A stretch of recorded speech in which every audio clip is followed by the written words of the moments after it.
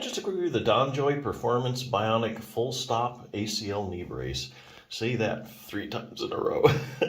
Anyway, this is kind of a unique brace, I think. It has 2 hinges on each side. It's made specifically to prevent ACL injuries. So ACL is your anterior cruciate ligament. And your anterior cruciate ligament is frequently injured when you hyperextend your knee. So extending your knee means that basically your knee is straight, and hyperextending is when you go beyond that. So it kind of goes, your kneecap kind of goes backwards, and that really stresses your ACL or anterior cruciate ligament and can tear it. So that's a frequent injury. So this brace is designed, to prevent that. Also would be good for people that have already had prior ACL injuries. Say if you have an existing tear or you've had surgery, you just want to prevent any future problems. It's good for that as well. Or you're waiting for your ACL, to heal up.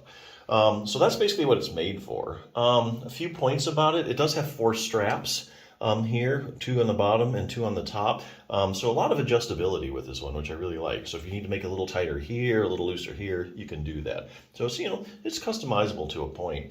Other thing to know, this is hand wash only, kind of a no-brainer, but just, you need to know that. Because if you wear this a lot, especially when you're active, it's going to get sweaty eventually and it's going to start smelling. So then you're going to have to do something about washing it. So can't throw it in the washing machine, unfortunately. So basically it's pretty much kind of hand wash only. So anyway, other things, if you do have an ACL problem that you can do, resource, this one is Bulletproof Your Knee. Definitely make sure you strengthen your quadriceps muscle. Basically, not just ACL problems, but just about any knee problem you can name. I can probably show you a study that's showing you probably have a problem with your quadriceps muscle, meaning it's either weaker than normal, or if they do a CT scan, they look at the cross-sectional area, it might be smaller than normal.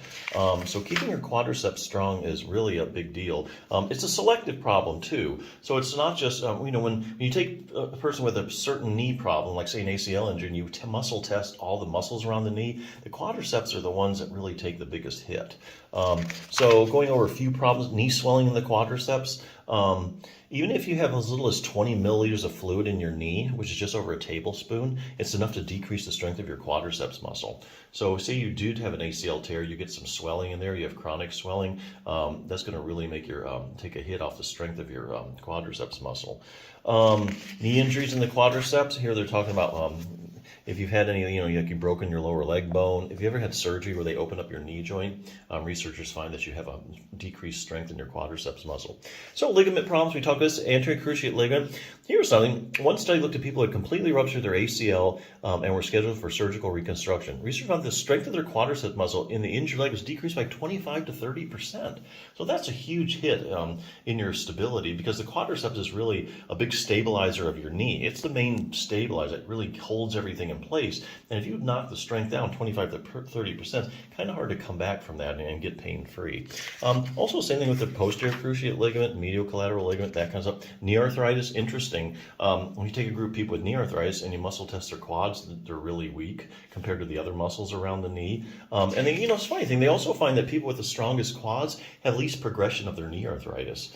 So the stronger your quads are, it kind of interrupts the whole pathological process too. Patellofemoral pain, so the list goes on and on.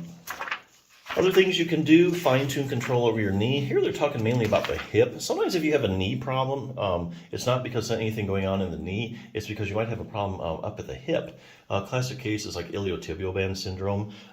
If you take a group of people with iliotibial band syndrome, you muscle test them, they have unusually weak hip abductors.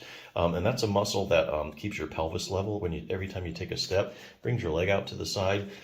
Likewise, here again, randomized controlled trials, if you take a group of people with iliotibial band syndrome and you strengthen their hip abductors, iliotibial band syndrome starts to go away. So isn't that interesting? Knee flexibility, we all know you need to have a flexible knee. It needs to bend and straighten. What a lot of people don't know is that your knee also rotates. So about the last 10 to 15 degrees of extension, that's you straightening your leg, it actually rotates laterally or out to the side. And here's a little test to see if you have that motion. It's the accessory motion that you really need to have a fully functioning knee. So we get to do that test and see where you're at. Increased dynamic knee stability. Here they're talking about proprioception. So proprioception is your position sense. So if I suddenly turned off the lights, you'd probably be able to tell me whether your knee is bent or straight. That's because you have joint receptors and receptors in the muscles around the knee that give your brain constant feedback as to where your knee is in space. and gives you that position sense. What they find is that a lot of people with knee problems, researchers are getting around testing proprioception, and they find it's decreased. And it's not like you don't know where your knee is anymore, because that would be like a neurological kind of disorder.